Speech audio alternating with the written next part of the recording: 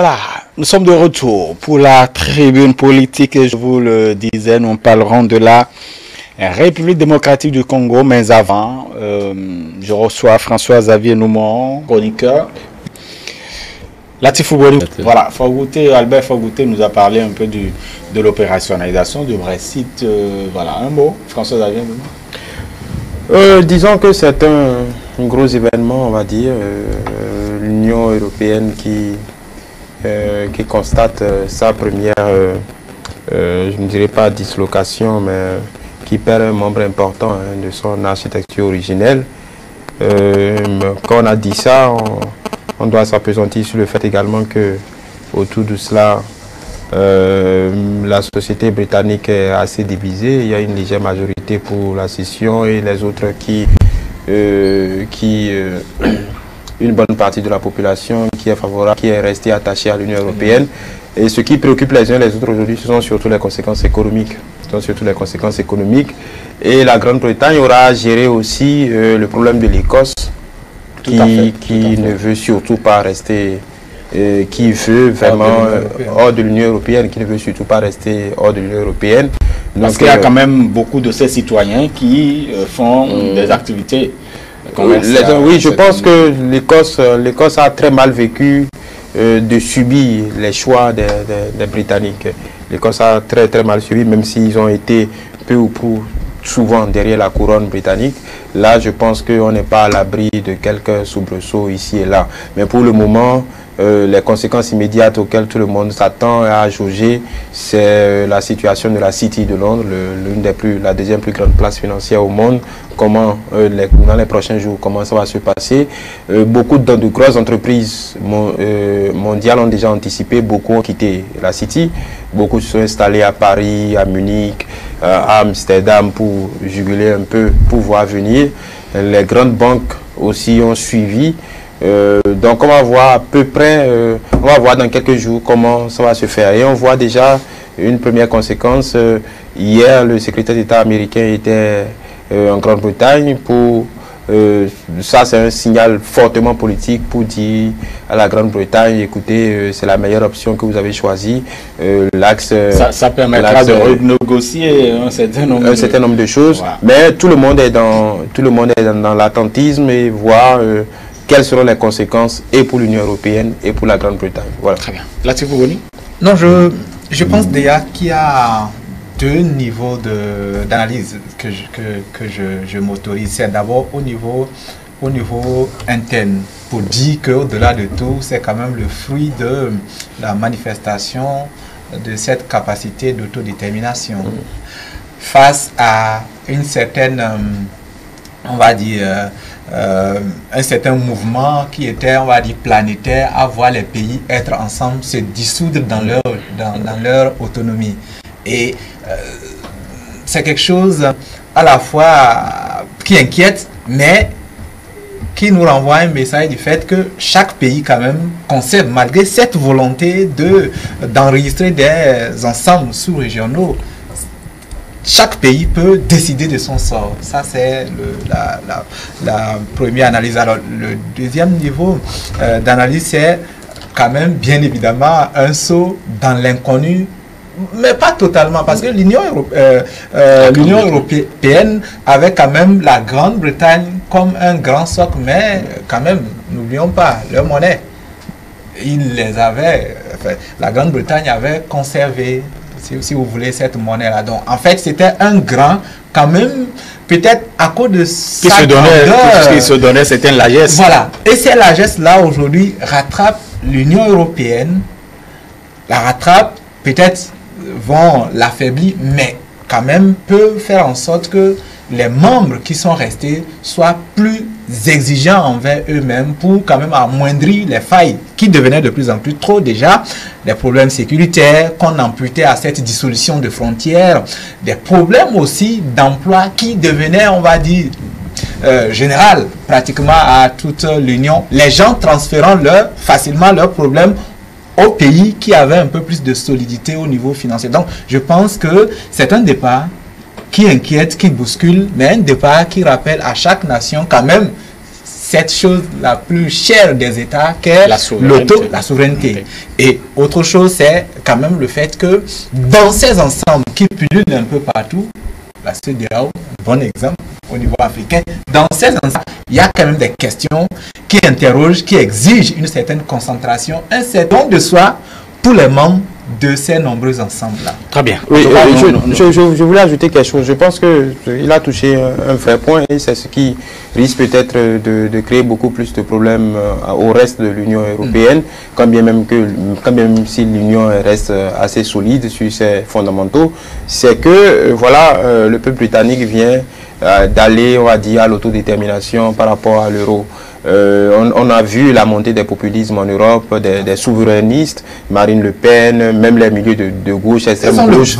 Ils ont le vent en poupe en Italie, le mouvement 5 étoiles, Podemos en Espagne, même si c'est en recul, simplement parce que, en Grèce, ainsi de suite, simplement parce que les gens veulent, et ça peut avoir un rapport avec la problématique du CFA ici. Les gens, on a vu voilà, 5 étoiles en contact avec. Voilà, même si c'était une entourloupe, mais ça rejoint quelque chose du fait que même quand ici les gens nous disent ah oui mais on est assailli par la France, l'Union européenne, les peuples européens aussi vivent la même chose, la dictature de la Banque centrale européenne qui dit par rapport à l'euro, aucun pays ne peut, la France ne peut pas prendre une décision par rapport à l'euro, l'Allemagne avait le vent en poupe depuis 2008, aujourd'hui le politique allemand est un peu plus en difficulté, donc les Britanniques ont, sur quoi ils ont fait campagne il y a 3 ans ou 4 ans, c'est-à-dire que il faut que nous décidions de notre sort économique, notre arrimage à l'euro ne nous sert pas, nous ne pouvons pas subir la politique agricole, nous ne pouvons plus subir le dictat de la Banque centrale européenne. Donc toute cette question de la réussite du modèle britannique tel que c'est peut engendrer énormément de problèmes politiques en Europe parce que les peuples verront, écouter, l'heure est sortie. Surtout les souverainistes, ils sont sortis, ils ont réussi. Ça veut dire que nous aussi, on peut sortir de l'euro, on peut retrouver le franc et faire ça. Mais encore une fois, c'était donc l'inquiétude, c'était même l'inquiétude aussi de la loi Faure-Routet sur la question pour finir. Oui, moi je suis en train de me dire, est-ce qu'à un moment donné, les Britanniques n'ont pas fait un grand saut dans le vide? Vous voyez, déjà le référendum tenu le 23 juin 2016, je pense. Et c'est finalement en 2020 qu'ils ont réussi à opérationnaliser l'initiative politique. Et je me donne toutes les raisons de croire qu'il n'y en avait pas un plan politique établi, un réel plan de sortie. Vous voyez toute cette question qui ont traîné pendant des mois, ou bien voilà, un bon moment en tout cas. Alors qu'ils avaient des problèmes à l'interne, ils avaient d'autres rivalités. On ne pouvait pas mesurer ce qu'ils sont en train de dire, l'Union européenne a la volonté de maintenir ses membres soudés. Donc ils vont faire tout possible pour d'une certaine manière punir les Britanniques, c'est-à-dire faire de telle sorte qu'il n'y ait plus un membre qui doit, parce que j'entendais tout à l'heure François dire voilà, les autres pays pourront se dire voilà, avec la montée des euros, voilà, tel pays est sorti, il en est sorti économiquement, nous allons faire la même chose. Donc je suis en train de dire que je pense que le reste, voilà, la commission, ne pourra certainement pas donner la main facile aux Britanniques pour qu'ils puissent s'en sortir. Très bien. Bon, on y reviendra, puisque le sujet vous intéresse. Nous allons revenir en Afrique, précisément en République démocratique du Congo. Félix Tshisekedi a fait, vendredi dernier d'ailleurs, a bouclé 12 mois à la tête de ce pays. Il était venu quand même à la tête du pays avec beaucoup d'espoir, avec un certain nombre. Quel bilan on peut en faire aujourd'hui, surtout avec ces derniers événements malheureux qui se sont déroulés dans ce pays, avec des massacres, plusieurs morts à Béni notamment.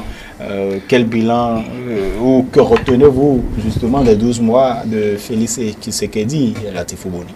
Non, je pense qu'au niveau politique, Tshisekedi quand même, on peut le dire ainsi, est une rupture.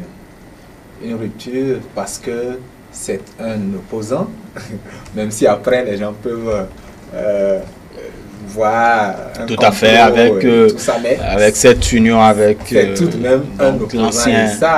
Ça on ne peut pas effacer son passé, même si le virage a été négocié selon certains, on ne peut pas lui effacer ça. Donc oui,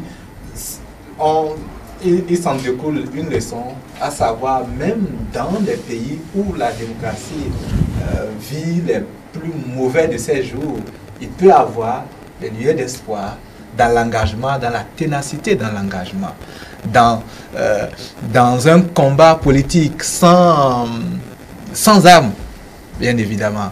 Et ça, c'est ce qui découle de son parcours et même de ça, de son arrivée au pouvoir. Et c'est pour ça peut-être que l'on a eu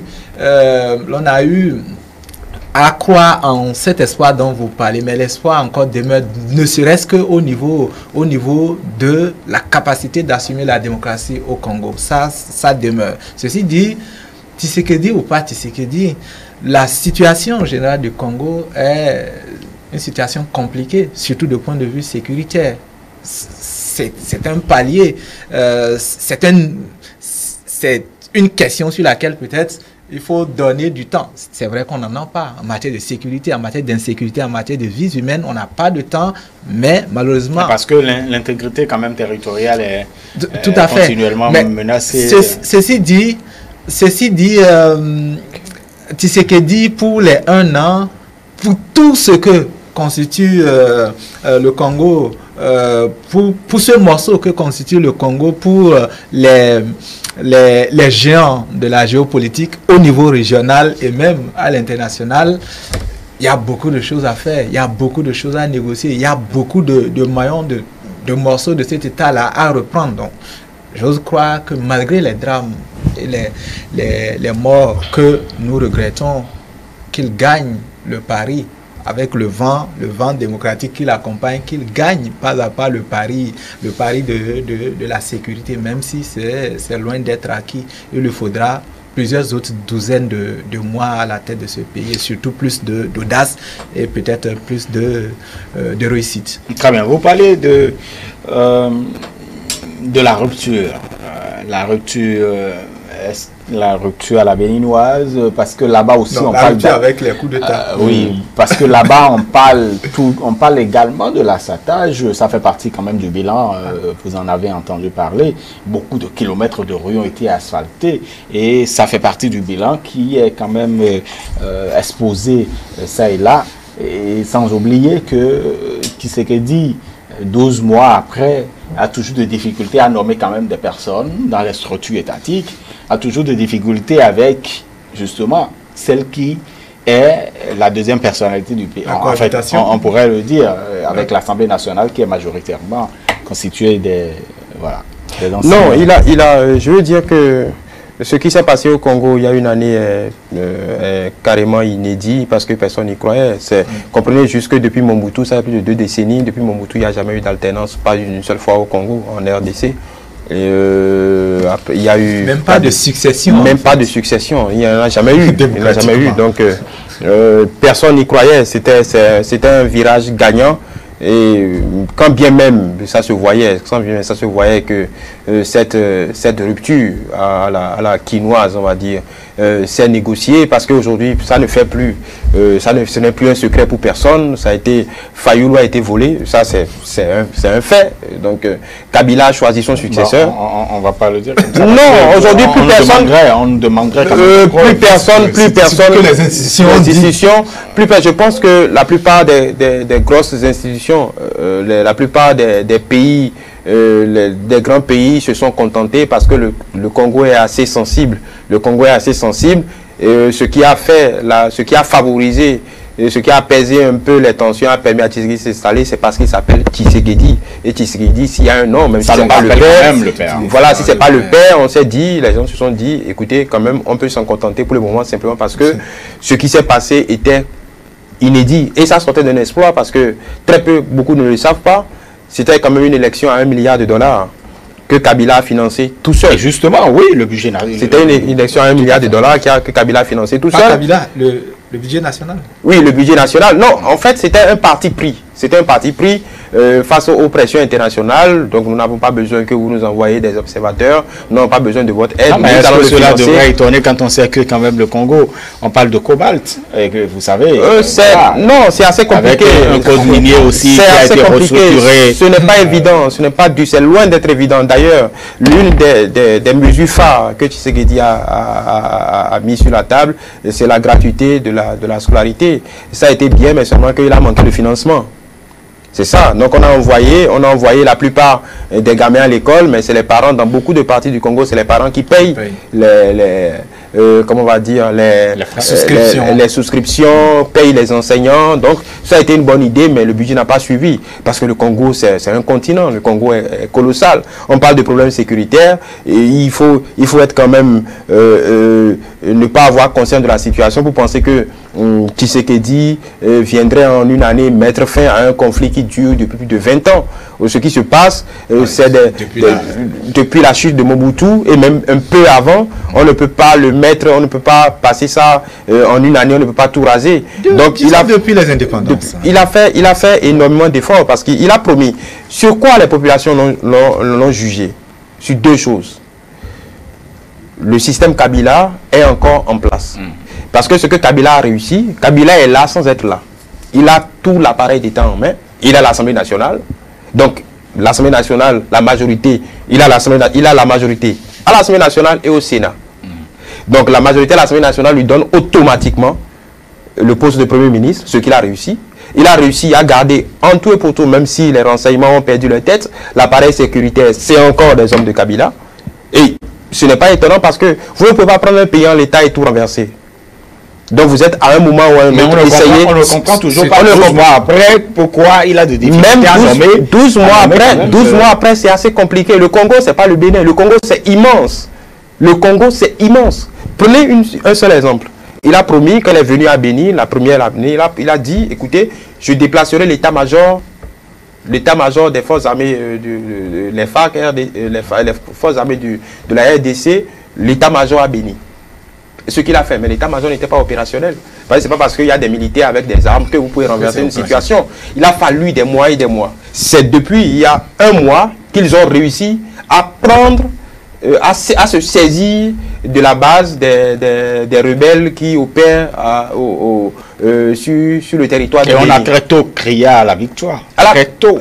Parce que ça a été fait. Donc je pense que le Congo, c'est un champ de mines. Maintenant, ce qui a déclenché la crise politique qu'il y a, parce que c'est simplement parce que les critiques du gouvernement lui reprochaient à chaque fois non, vous n'êtes pas indépendant de Kabila, ainsi de suite. Et à l'occasion du sommet Grande-Bretagne-Afrique, il a évoqué la possibilité de dissoudre l'Assemblée nationale. Tout à fait. Et justement, la présidente lui a réagi.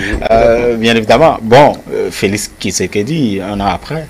Bon, pour ma part, moi, je suis en train de penser la présidence de Tshisekedi comme une première présidence ou bien une gouvernance, voilà, vers la transition démocratique.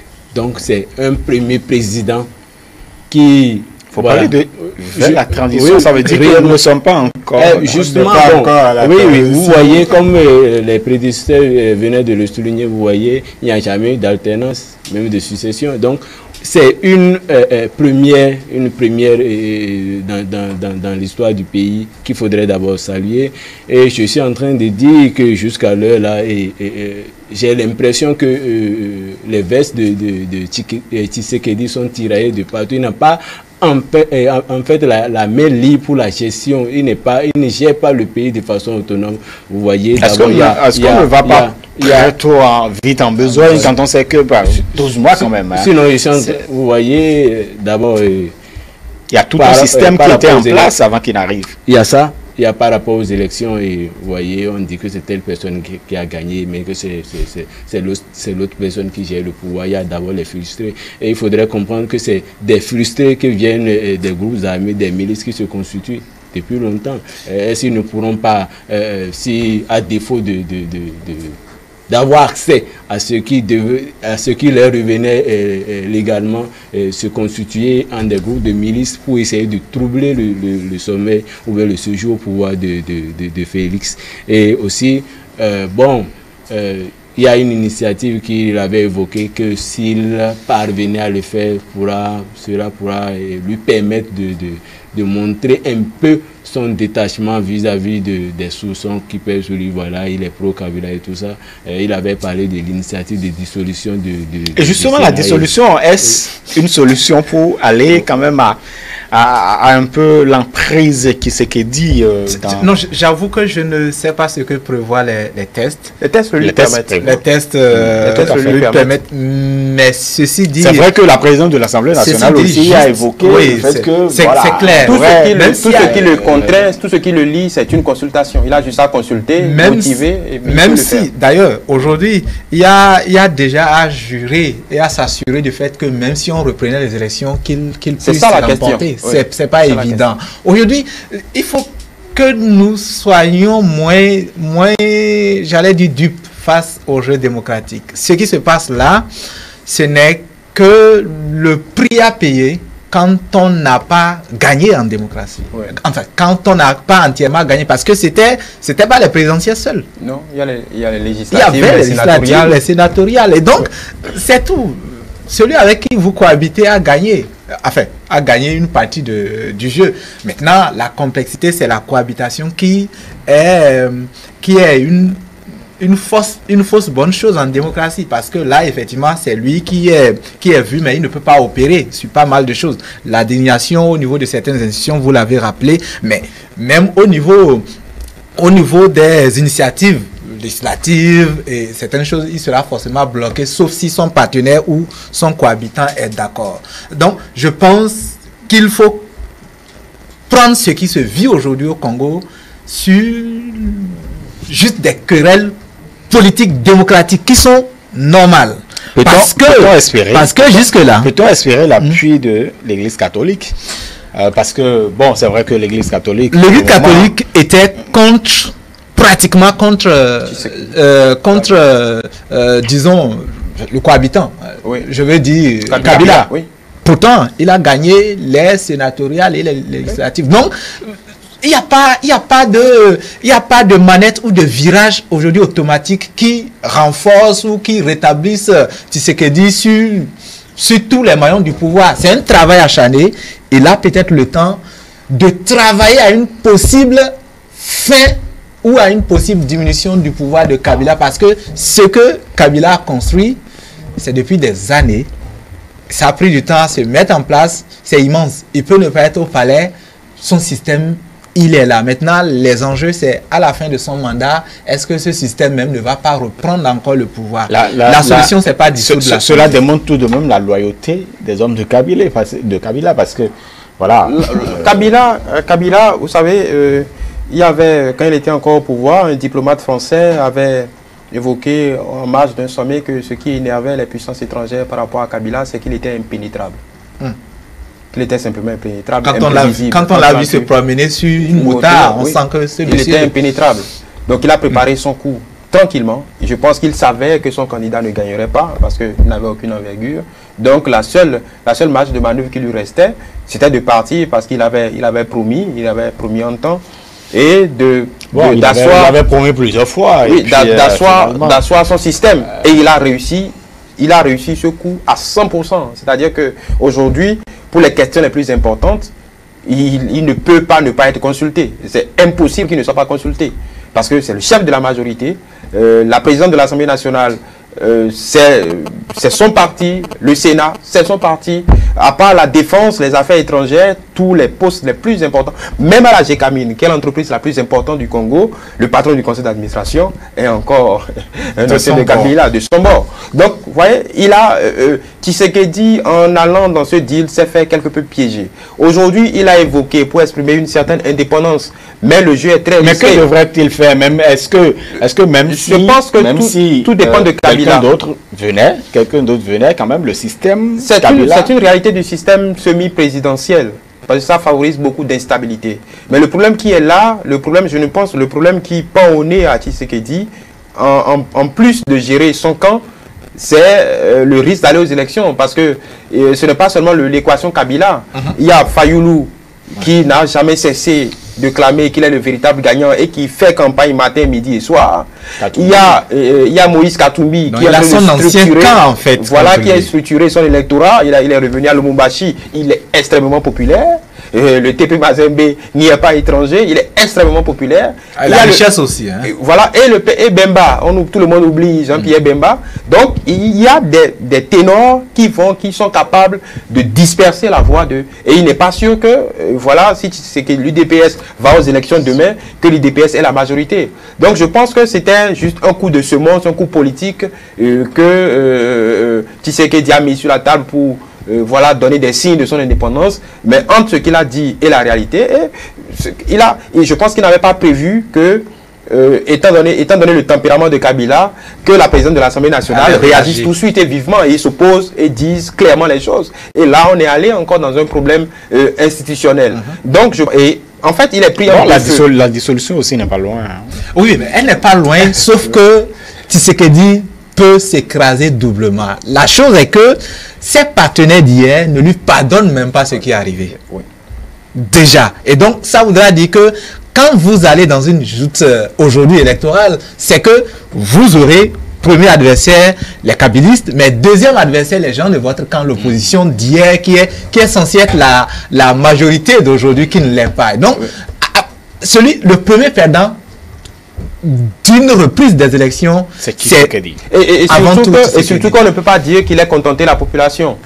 Parce que les travaux d'Aspara dont je vous parlais, c'est les travaux les plus appelés ça les 100 travaux les plus urgents ou quelque chose comme ça, où il fallait rafistoler. Encore dans ce projet, il y a eu des soupçons. Mais si vous entendez, il y a eu des soupçons de conflit d'intérêts qui ont éclaté au grand jour. Donc il n'est pas sûr que même Kinshasa qui est éperdument tshisekédiste depuis sous Mobutu, il n'est pas sûr que l'UDPS gagné son impact. Et l'église catholique est là, même si je trouve que l'église catholique s'ingère un peu trop dans les affaires politiques. Il n'en demeure pas. Elle n'est pas rentable de toutes les façons politiquement. Voilà.